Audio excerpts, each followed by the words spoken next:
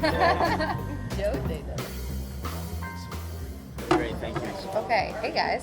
Good morning. Good morning. I feel like I have the exclusive inside edition of the Flying Pig 2019 Marathon right here. I can ask anything. You can. Hopefully we'll know the answer. I know. Okay, but let's just start off just totally, broad. Tell me about what the marathon means to each one of you. Because you all have different roles, but they're all really unique. John, we'll start with you. I think it's just an exciting weekend for all of us, and I think it's part family reunion where we get to see so many of the volunteers and the runners and even the police officers and stuff that we work with on this event and work so hard on all year round to bring it to life. And so it's great to see all those faces, whether they be at 2 o'clock in the morning as we're starting to get set up in the dark, or it's at the finish line when we see somebody that's been running for year after year. And I think just also as a Cincinnati resident, there's a lot of pride in it as it being one of our hometown events that I think we want to make sure that highlights the Cincinnati area in the best way possible. Okay, so how long have you been involved? I've been involved this will be year 16, I think, for me now, in some way, shape, or form. That is crazy. Okay, so why do you keep doing it year after year? That's a great question. Race weekend is extremely stressful, but I think it's also just got this chaotic energy that just makes it a lot of fun. And I think that's why I know I'm exactly where I should be. Yeah. Okay, chaotic energy but fun. Anyone agree? Oh, absolutely.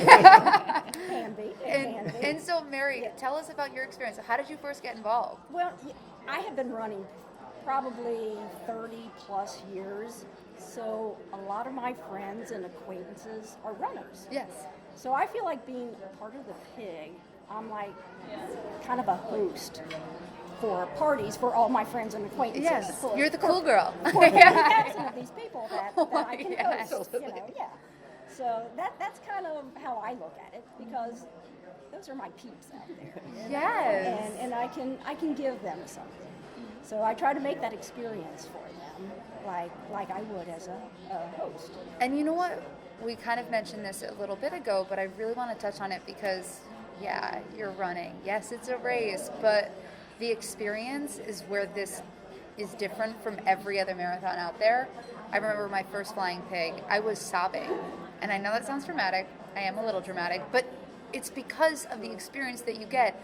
I was just a spectator, but I was so moved by what was happening. Yeah, the city really has embraced the pig, and the spectators know what they're doing out there. They know how to cheer.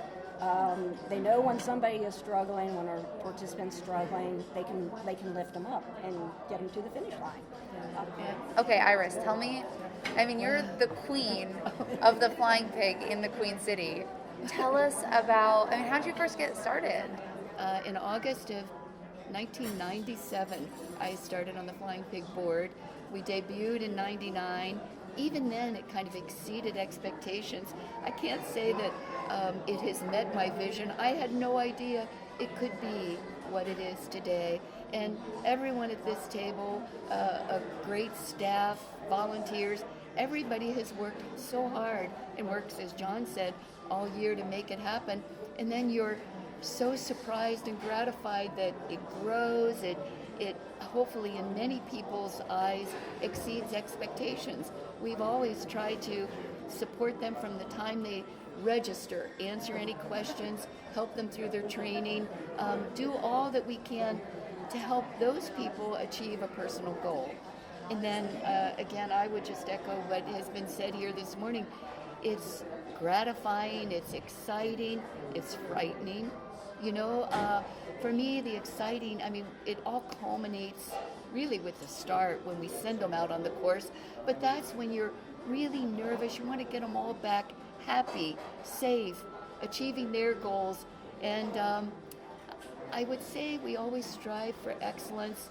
I don't know that we'll ever achieve perfection. So you come back every year trying for that perfect, real-time event that is everything to everyone. But the city's support, again, as John and Mary said, it's been amazing how everyone from the city officials, the first responders, the medical team, they're all volunteering to make other people's dream come true.